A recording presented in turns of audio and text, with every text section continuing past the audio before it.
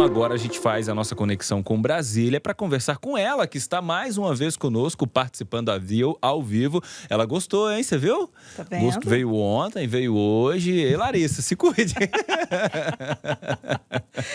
Brincadeiras, viu, Lara? Brincadeirinha, tá? Oi, Lara, tá boa? Boa noite para você, querida.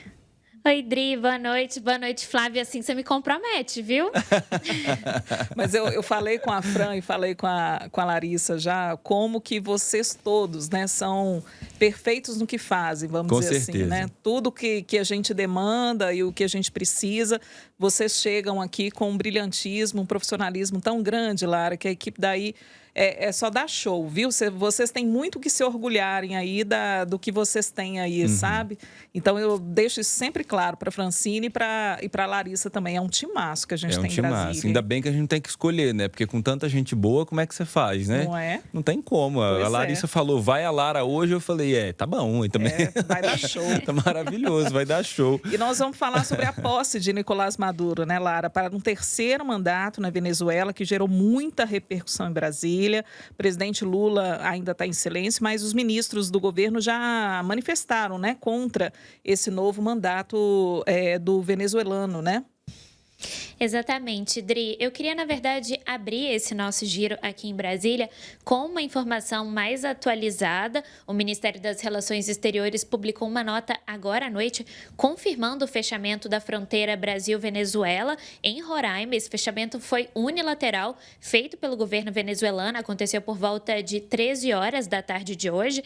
E a gente ainda não sabe por que esse fechamento aconteceu, nem quando a fronteira vai ser liberada. Então, o governo brasileiro disponibilizou alguns telefones de plantões consulares na embaixada em Caracas para que os brasileiros que têm interesse em atravessar a fronteira entrem em contato para ter uma informação mais atualizada sobre a situação ali na fronteira em Roraima nesse momento. Então, a última informação do Itamaraty é que a fronteira está fechada neste momento e a gente ainda não tem previsão de liberação. Pode ser que essa fronteira seja liberada na segunda-feira, como deve acontecer também com a fronteira entre Venezuela e Bolívia. Esse fechamento aconteceu no ano passado durante as eleições venezuelanas, mas foi um fechamento mais rápido e também programado. O governo brasileiro chegou até a informar os cidadãos brasileiros na Venezuela sobre aquele fechamento.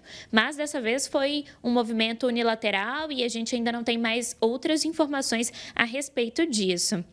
Agora, continuando sobre a repercussão aqui em Brasília, é importante dizer que o presidente Luiz Inácio Lula da Silva despachou hoje ao longo do dia no Palácio do Planalto, mas ele se mantém em silêncio sobre a posse de Nicolás Maduro. O governo brasileiro não reconheceu o resultado das eleições venezuelanas. Vocês vão se lembrar que no ano passado, em novembro, o presidente Lula fez um apelo para que Nicolás Maduro apresentasse as atas eleitorais para que o Conselho Eleitoral da Venezuela apresentasse essas atas comprovando o resultado. Isso nunca aconteceu e, portanto, o governo brasileiro se juntou àquela massa de países que também não reconheceram o resultado da Venezuela. Mas isso gerou uma pequena polêmica, na verdade, um desdobramento gerou uma pequena polêmica e suscitou uma onda de críticas ao governo brasileiro, principalmente aqui em Brasília. Lula não foi convidado para a posse de Maduro, então o governo não enviou nenhum representante do alto escalão, mas a embaixadora brasileira que fica na Venezuela foi e compareceu à posse de Nicolás Maduro. E esse ponto tem duas faces diferentes que acho importante a gente tocar. A primeira delas é que existe um receio do governo brasileiro de cortar imediatamente os laços com a Venezuela. Existem acordos políticos envolvidos e também acordos comerciais. Então, o governo brasileiro tem hesitado um pouco. E essa hesitação é alvo de muitas críticas, principalmente os críticos e a oposição dizem que esse gesto do governo brasileiro acaba legitimando o resultado das eleições venezuelanas e também legitimando um governo que é marcado por inúmeras violações aos direitos humanos e também aos direitos políticos. Na manhã desta sexta-feira, o primeiro a se manifestar foi o ministro dos Transportes, Renan Filho. É importante dizer que ele publicou um tweet, criticou a Venezuela, criticou Nicolás Maduro, classificou o regime venezuelano venezuelano como uma ditadura e ele firmou posição, dizendo que também falava em nome do MDB. Esse ponto é bastante importante para mostrar que o ministro Renan Filho separa daquele núcleo do PT que legitimou e que publicou, inclusive, uma nota no ano passado reconhecendo o resultado das eleições na Venezuela. Essa publicação do Renan Filho foi, inclusive, comentada com um apoio de Helder Barbalho, que é o governador do Pará e que tem uma relação até bastante próxima com o presidente Lula e com esse atual governo. Outro a se manifestar foi o vice-presidente Geraldo Alckmin, que é ministro da Indústria.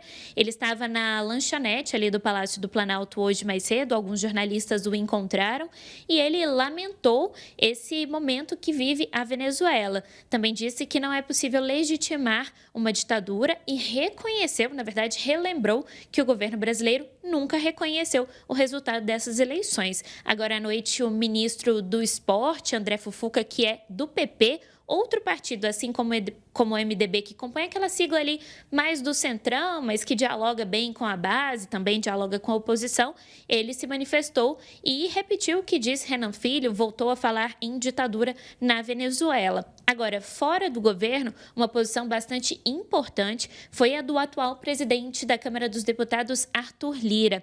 Ele disse durante a tarde que são necessárias medidas políticas e econômicas que punam a Venezuela pelo que está acontecendo no país.